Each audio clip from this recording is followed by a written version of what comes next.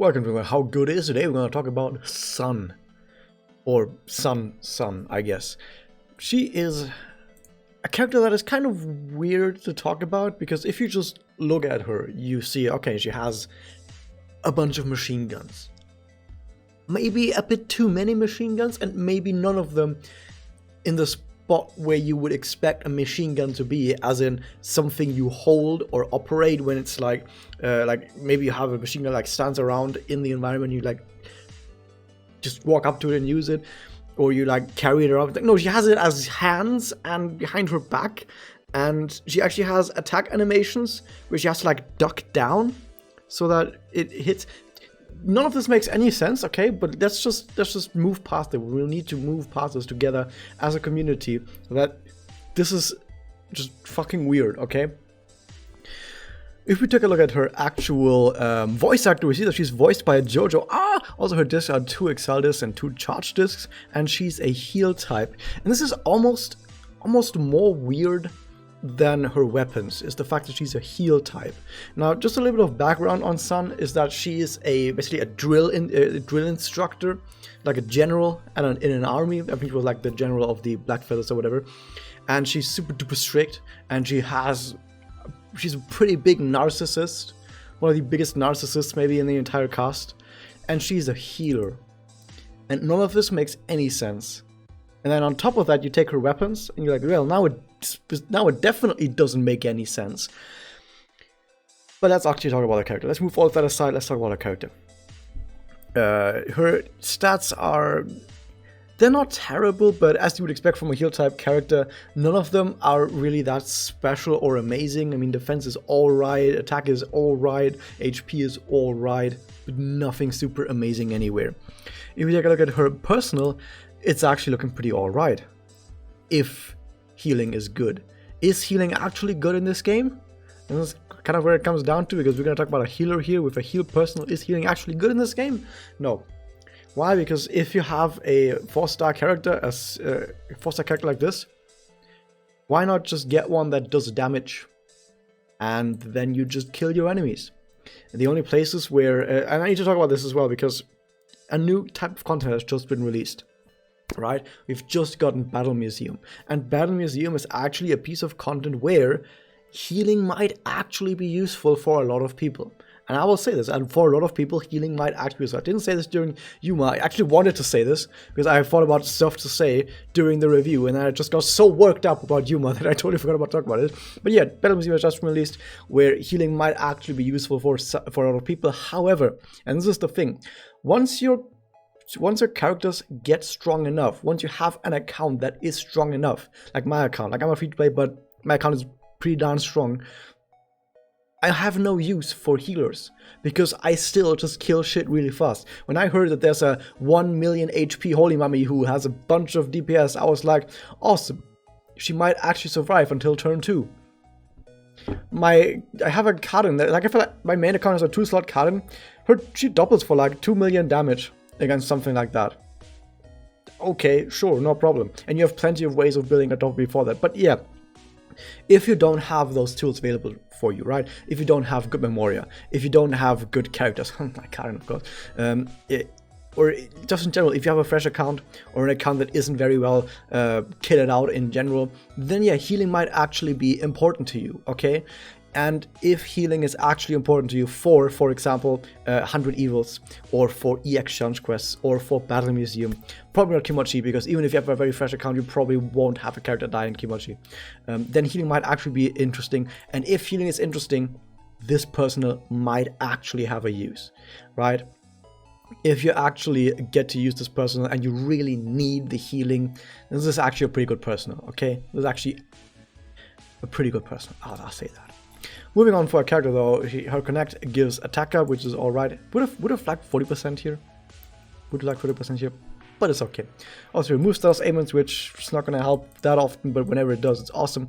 Also, once again to note, I do mention this sometimes, but to reiterate, if a character is stunned, for example, or charmed or bound, and they cannot take a turn, you can still connect to that character if the connect remove stealth ailments. That they specifically coded into the game that connects that remove stealth ailments can be connected onto characters that are stunned, charmed, bound, and otherwise can't take a turn. So that's a pretty cool thing to do. Apart from that, it also gives HP restore to the target, which, sure, I mean, she's a healer, of course she does that.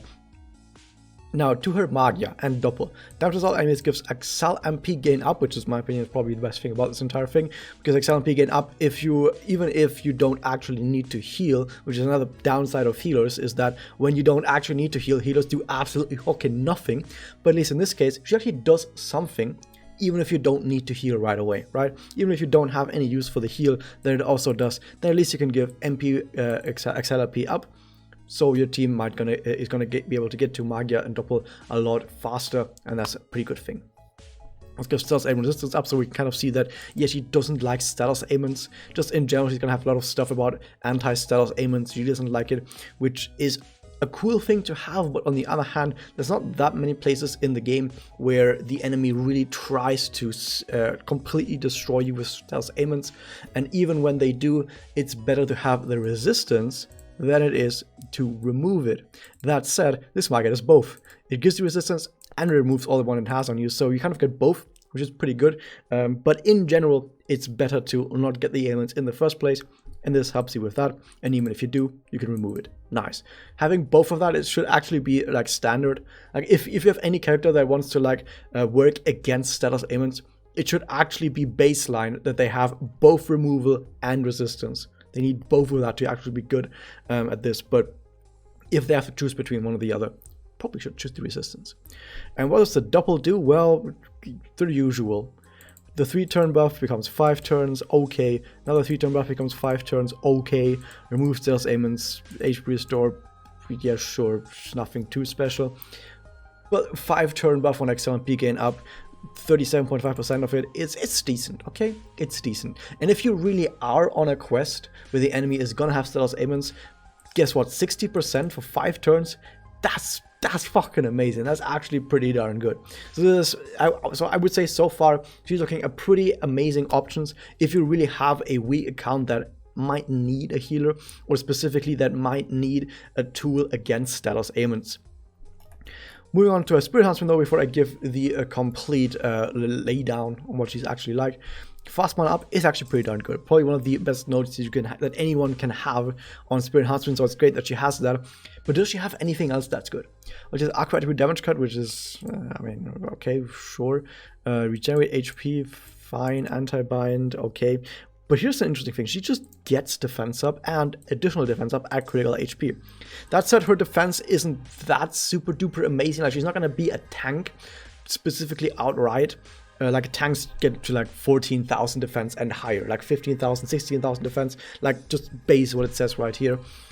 She doesn't quite get that high because she's a healer, not a tank, but she can at least survive pretty darn well. She's not gonna die very quickly. She's gonna be able to survive while she, I don't know, shoots healing bullets. I don't fucking know.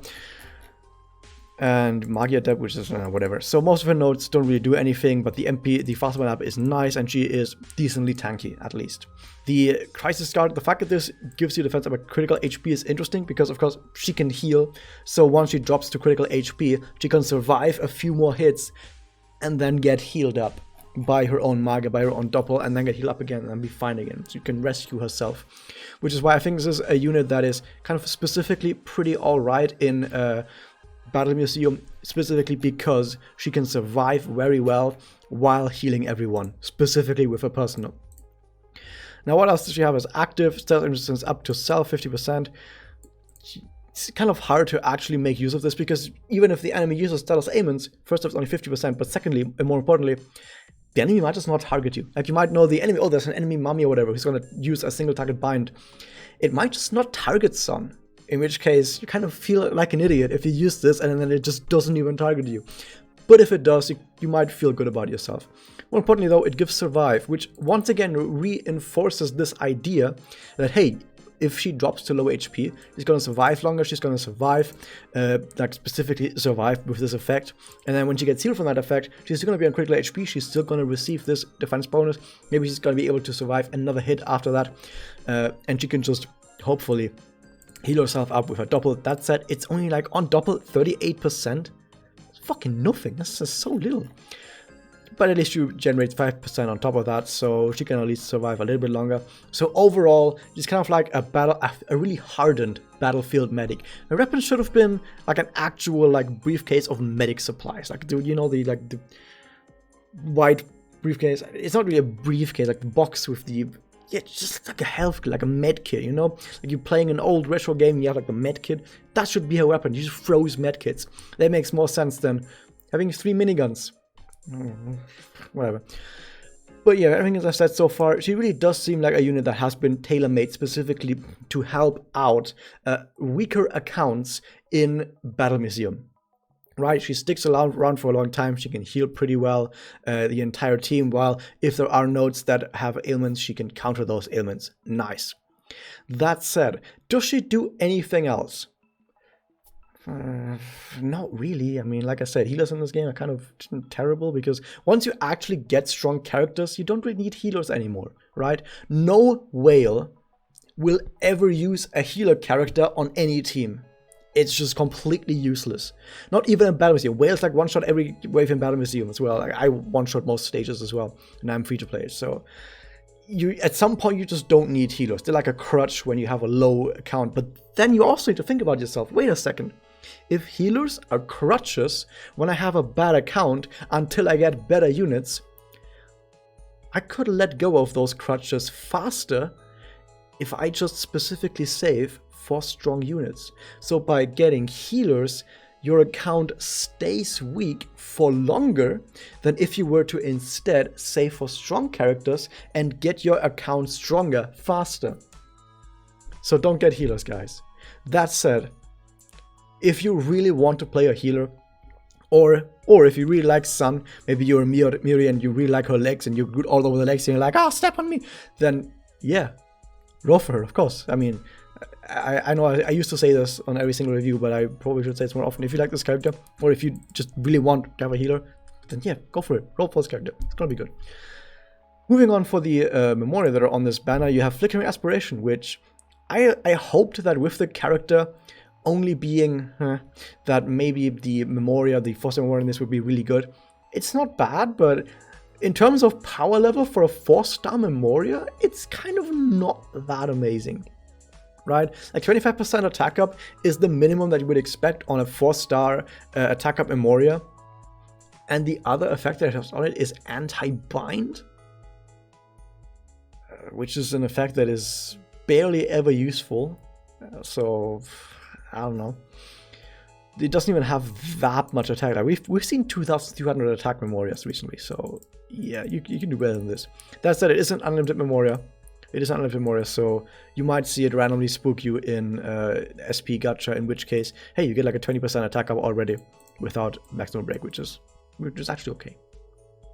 The 3-star Memoria is anti-evade, which actually is one of the 3-star Memoria that you might actually want to keep around, but specifically at maximum break. If you can get this at maximum break, you might want to keep it around, because 100% anti-evade for 3 turns, there you will sometimes, especially if you have a weaker account, you might sometimes run into 100 Evils quest or EH challenge quests where you have like a Hikaru, like you have a horse, right? Or you have a Yukika or a Kanagi or whatever that have like evade.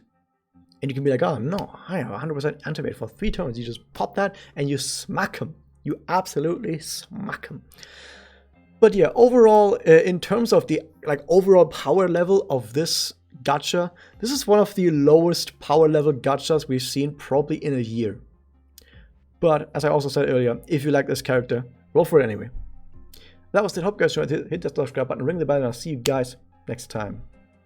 And yeah, she does look like a fucking Hyper Blastoise.